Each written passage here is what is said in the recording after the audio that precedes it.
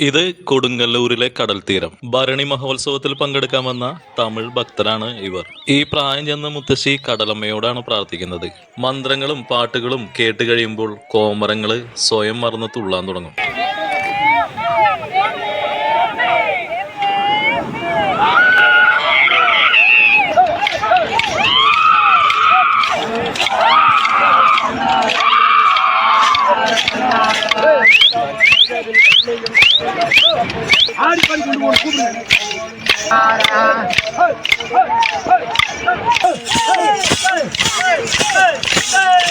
ഇദ്ദേഹം ആ ദേവിയുടെ ചെവിയിൽ ഭരണിപ്പാട്ടാണോ പാടുന്നതിന് സംശയമുണ്ട്.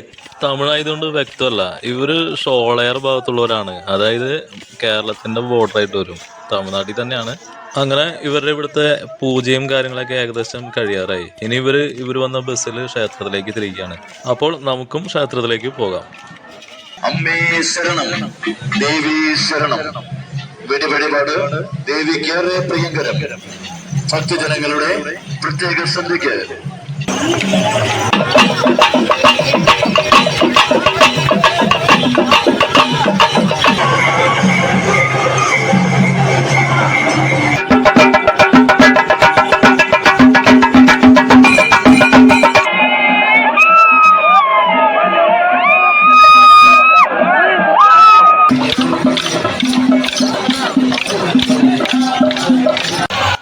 ക്ഷേത്രത്തിന്റെ പരിസരമാകെ ഭക്തരെ കൊണ്ട് നിറഞ്ഞിരിക്കുകയാണ്.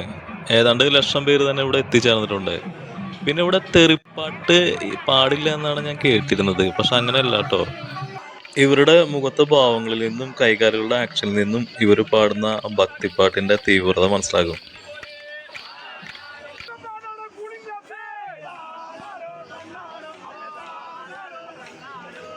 പിന്നെ ഇവിടുത്തെ അമ്പലത്തിന്റെ ഒരു ഗോപുര ഭാഗം മഞ്ഞ കളറിലായിട്ട് ഇരിക്കുകയാണ്. മഞ്ഞപ്പൊടി വിതറുന്നതാണ് അത്. അതൊരു നേർച്ചയാണ്.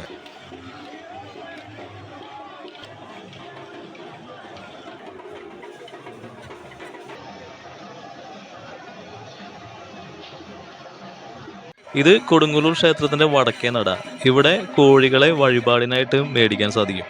പതിറ്റാണ്ടുകൾക്ക് മുമ്പ് കോഴികളെ ബലി കൊടുക്കുന്ന ഒരു വഴിപാട് ഇവിടെ ഉണ്ടായിരുന്നു, കോഴിവെട്ട്. അത് പക്ഷെ ഇപ്പോഴില്ല, നിർത്തലാക്കി. ഇങ്ങനെ വഴിപാടിനായി വാങ്ങുന്ന കോഴികളെ ഇപ്പോൾ ആരും കൊല്ലാറില്ല. നമ്മൾ നേരത്തെ കണ്ട സ്ഥലമില്ലേ, മഞ്ഞളെറിഞ്ഞ സ്ഥലം, അവിടെ കൊണ്ടുപോയിട്ട് പറത്തി വിടുകയാണ് ചെയ്യുന്നത്. വേറൊരു രസമുള്ള കാര്യം എന്താണെന്ന് വെച്ച് കഴിഞ്ഞാൽ, ഈ പറത്തി വിടുന്ന കോഴികളല്ലേ, അതിനെ തട്ടിയെടുക്കാൻ വേണ്ടിയിട്ട് കുറെ പേര് അവിടെ നിൽക്കുന്നുണ്ട്.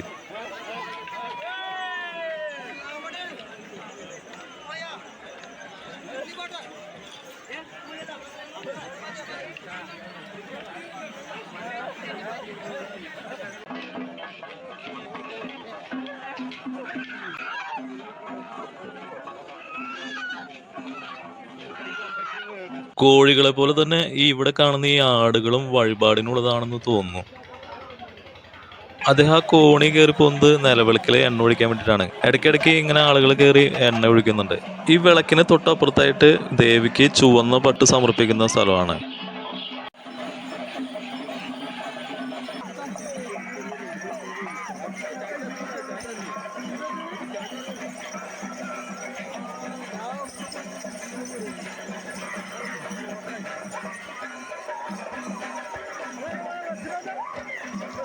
అలా వండింది బస్సాలు టవర్ వచ్చాయి.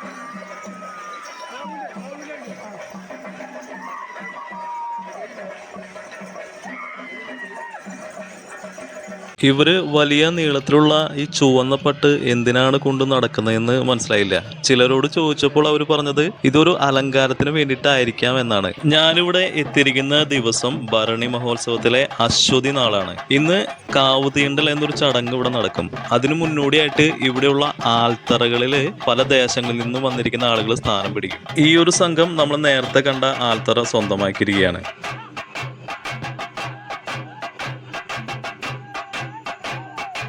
ഇനി ഈ ആലിലേക്ക് ഇവരുടെ വേണ്ടപ്പെട്ടവർക്കും ഇവരുടെ ദേശക്കാർക്കും മാത്രമേ ഇവർ പ്രവേശനം അനുവദിക്കൂ. വേറെ ആൾക്കാർ അതിൽ കയറാൻ ചെന്നാൽ സമ്മതിക്കില്ല, അവർ ഓടിച്ചുവിടും.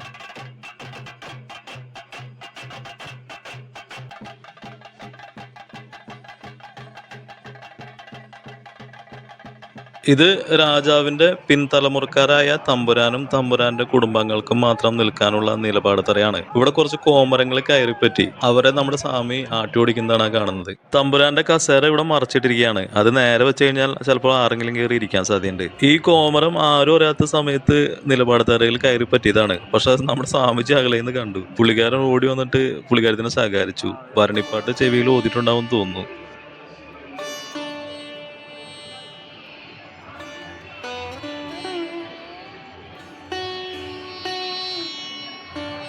ഇത് മറ്റൊരു ദേവി. ഇവരുടെ അടുത്ത് അനുഗ്രഹം ചോദിച്ചിട്ട് ഒരുപാട് പേര് എത്തുന്നുണ്ട്. അതുപോലെ തന്നെ തെയ്യവും ഉണ്ട്. തെയ്യത്തിന്റെ അടുത്ത് ഒരാൾ നിൽക്കുന്നുണ്ട്. ആളുടെ കയ്യിലുള്ള പ്ലേറ്റിൽ മഞ്ഞപ്പൊടിയും ഉണ്ട്, പൈസയും ഉണ്ട്.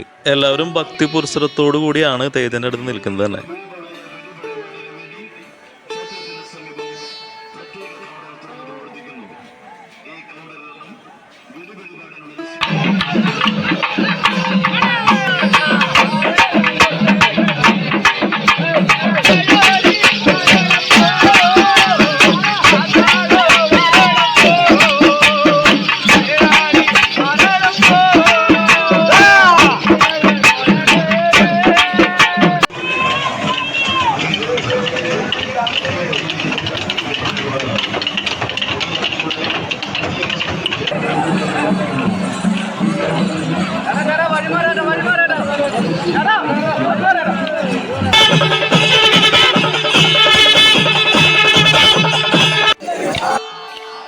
അങ്ങനെ സമയം 3 മണി കഴിഞ്ഞു. കാവുതിണ്ടലുള്ള തയ്യാറെടുപ്പുകളൊക്കെ നടന്നുകൊണ്ടിരിക്കുകയാണ്. രാജാവിന് വേണ്ടിയിട്ടുള്ള കസേര ചുവന്ന പൊട്ടൊക്കെ എടുത്ത് റെഡിയാക്കി. ആകാശത്ത് കൃഷ്ണപരന്ത് വന്നെത്തി. തമ്പുരാൻ എന്തോ സിഗ്നൽ കാണിക്കും. അങ്ങനെ ആൽത്തറയിൽ നിന്ന് ഒരു കൂട്ടം ആളുകൾ വാളൊക്കെ ആയിട്ട് ഓടി വന്നു. ഇനി ഇവര് അമ്പലത്തിന് ചുറ്റും ഇങ്ങനെ പ്രദർശനം വെക്കും. ഓരോ ആല് കഴിയുമ്പോൾ അടുത്ത ആല്.